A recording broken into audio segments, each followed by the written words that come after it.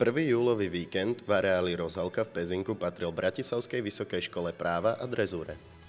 Drezúra je jeden z najstarších olympijských športov. Je to drezúrna disciplína, ktorá sa jazdí na obdĺžniku 20x60 alebo 20x40 metrov.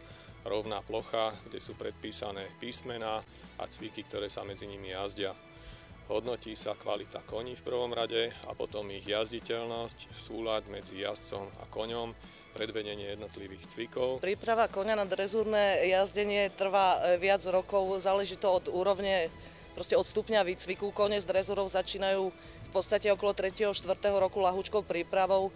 Na preteky prvýkrát sa zúčastňujú najskôr v 4-5 rokoch a kompletný drezúrny výcvik až po najvyšší stupeň v drezúre trvá okolo 5, 6, 7 rokov, závisí od koňa. A prečo práve o cenu rektora Bratislavskej vysokej školy práva? Tu nejde ani tak o názov, ako skôr o takú systematickú podporu športu našej vysokej školy. Máme tu už 8 koní, ktoré sa zúčastnili týchto pretekov.